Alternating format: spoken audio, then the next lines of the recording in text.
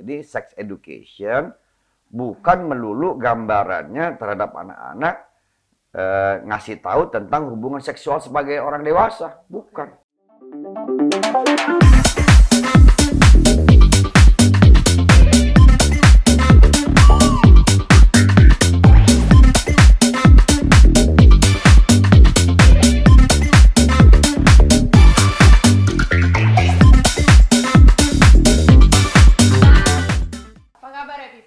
Kembali lagi bersama kami Darwis Angel, saya Rizka, saya Melin, dalam acara Sudut Pandang Terpercaya.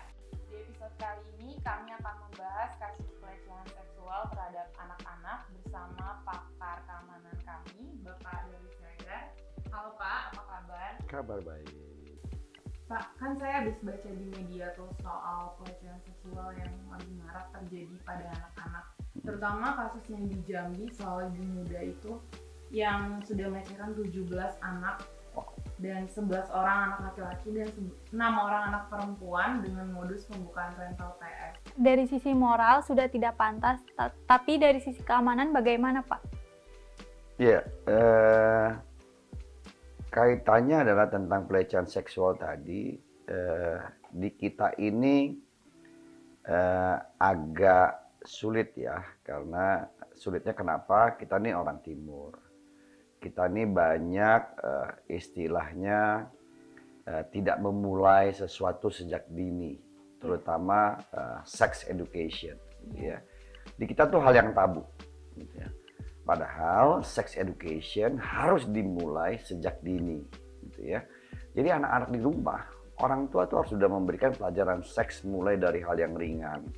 Contoh misalnya genital, okay? Atau yang sifatnya personal, itu tidak boleh disentuh oleh siapapun gitu ya.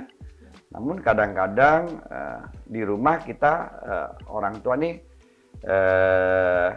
merasa membicarakan hal itu hal yang tabu gitu ya. Nah, kita harus memulai sejak dini tentang sex education, mulai dari hal yang terkecil bahwa genital itu tidak bisa disentuh sembarangan orang, atau apapun gitu ya di tubuh si anak itu tidak bisa disentuh sembarangan orang, bahkan orang yang tidak dikenal.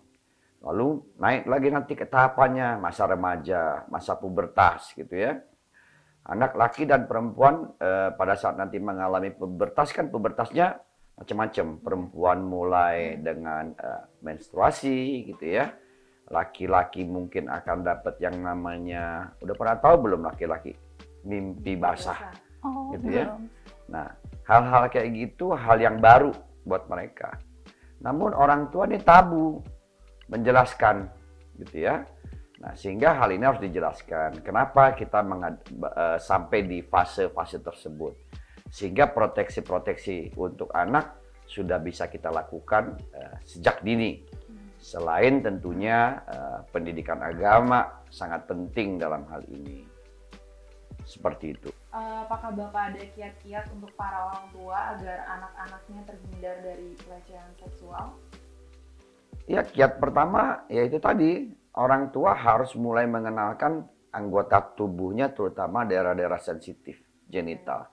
Itu yang kita disebut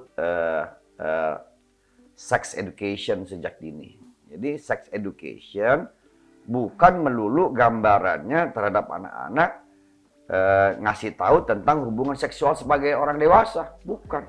Bagaimana itu hubungan seksual gitu ya. Bukan dalam konteks kita ngajarin anak-anak berhubungan seksual. Yeah. Okay? Karena itu nanti ada waktunya setelah pernikahan tentunya. Yeah. Nah, hal-hal ini di orang kita nih, di orang timur sangat tabu untuk mendiskusikan hal itu gitu ya. Dan anak-anak tuh harus dicek terus gitu ya. Kenapa?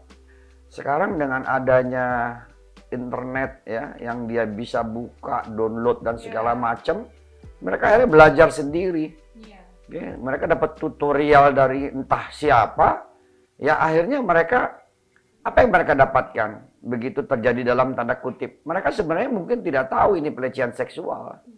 Kenapa? Karena dia dapat dalam tanda kutip ada kenikmatan yang mereka rasakan. Yeah. Makanya ini anak-anak diem semuanya. Kalau sampai belasan orang gitu ya. Terus di tempat rental PS ada hal-hal mungkin yang diiming-iming gitu ya. Sehingga si anak mau melakukan. Terus kenapa mereka tidak melakukan penolakan? Ya itu tadi saya bilang. Baik laki maupun perempuan punya daerah sensitivitas. Yang sensitivitas itu mampu merangsang. Nah kalau anak-anak kita nggak dikasih tahu, disentuh daerah-daerah tersebut, mereka tidak merasa sesuatu sedang terjadi. Bahkan mereka menikmatinya. Jadi pesan saya sebenarnya sama orang tua, ya orang tua harus sudah mulai sejak dini dengan tahapan-tahapan mengedukasi anak-anaknya, mulai dari lingkungan rumah, tentang sex education dini, lalu tentunya dari sisi agama. Ini sangat penting tentunya buat anak-anak menghadapi kehidupan sosialnya, baik dia di lingkungan rumah, di lingkungan sekolah, ataupun lingkungan di tempat umum, seperti itu.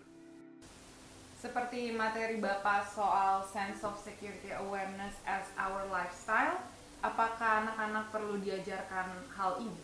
Oh, pastinya. Karena itu dimulai, membangun sense of security awareness, itu harus dimulai sejak dini, sehingga karena kita sudah terbiasa gitu ya, sudah terbiasa sejak dini kita tahu, kita bangun dari situ, itu akan menjadi gaya hidup dia nantinya gitu ya. Kehati-hatian, tidak mudah percaya sama orang yang baru dikenal gitu ya. Terus ada hal-hal yang sifatnya berbau sensitivitas terhadap his personal method things gitu ya. Mereka bisa menolak itu gitu ya. Dan yang paling penting selain tadi pendidikan seksual dari orang tua sejak dini, ada hal juga yang orang tua harus membuka forum diskusi sama anak gitu ya. Kadang-kadang kan orang tua karena kesibukannya hari-hari gitu ya, ketemu anak bangun pagi, pulang anak sudah tidur, jarang berkomunikasi, tidak meluangkan waktu juga. Itu juga penting. Jadi zaman sekarang beda nih sama zaman saya dulu gitu ya. Zaman saya dulu, kalau orang tua saya disagree atau ada hal yang tidak setuju atau tidak suka dengan apa yang saya lakukan, batuk aja, berdehem aja kita udah ngerti. Zaman sekarang udah beda. Okay? Zaman sekarang anak nih harus kita jadikan sahabat kita, teman kita. Yang anak diajak diskusi, misalnya habis pulang sekolah, misalnya ketemu sama anak, hari ini kegiatanmu apa nak? Gitu ya. Suruh dia menceritakan, dan jadilah orang tua juga pendengar yang baik dulu buat anak. Adapun misalnya dalam komunikasi tersebut nantinya kita mau bereaksi atas apa yang dia sampaikan, tahan dulu. Oke, kenapa? Karena kalau kita potong komunikasi anak-anak ini, itu dia nanti takut untuk menceritakan apa yang harusnya dia ceritakan secara keseluruhan. Biarkan aja dulu mengalir, anak-anak cerita. Setelah selesai, apa yang perlu kita berikan masukan, saran gitu ya. Bahkan mungkin perbaikan, sebaiknya jangan begini. Dan jangan pernah dalam mendidik anak dibilang salah. Nggak boleh. Ya, karena begitu salah, maka di otaknya itu akan tersimpan salah gitu ya. Tapi kalimatnya ada kalimat yang lebih baik, ini kurang benar, sebaiknya begini. Sehingga anak-anak tidak mempunyai rasa bersalah gitu ya. Bukan berarti nggak boleh ya punya perasaan bersalah. Supaya komunikasi antara orang tua dan anak itu bisa lancar sebagai layaknya sebuah teman, dan tidak ada yang mereka rahasiakan, tidak ada yang mereka sembunyikan. Seperti itu. Apalagi anak zaman sekarang kadang ada yang gengsi ya Pak buat ngobrol sama orang tuanya. Sebenarnya bukan anaknya yang gengsi sama ngobrol orang tuanya. Orang tuanya. Orang tuanya mungkin ini yang perlu dirubah. Orang tuanya, ada beberapa orang tua mudah-mudahan sih enggak gitu ya. Terlampau menjaga wibawa di mata anaknya gitu ya. Padahal nggak perlu juga sampai seperti itu. Kenapa? Mau bagaimanapun anakmu itu mau seumur apapun, tetap perbedaan usianya sama akan seperti itu. Jadi memang orang tua yang harus memulai. Nah, kalau orang tuanya sudah memulai berkomunikasi seperti itu, transparan, terbuka gitu ya, dalam sebuah forum keluarga gitu ya, saya yakin anak-anak ini pun akan terbuka. Gitu. Jadi bukan anaknya kalau saya nilai, orang tuanya yang harus memulai sehingga di dalam keluarga selalu ada komunikasi yang hangat gitu ya, antara orang tua dan anak. Seperti itu. Bermanfaat sekali ya informasinya untuk para orang tua. Kami turut prihatin untuk para korban dan terima kasih untuk Pak Darli yang sudah memberikan pendapatnya di episode kali ini. Saksikan dan tungguin episode selanjutnya hanya di Sudut Pandang Terpercaya. Jangan lupa like, komen, dan subscribe. Bye!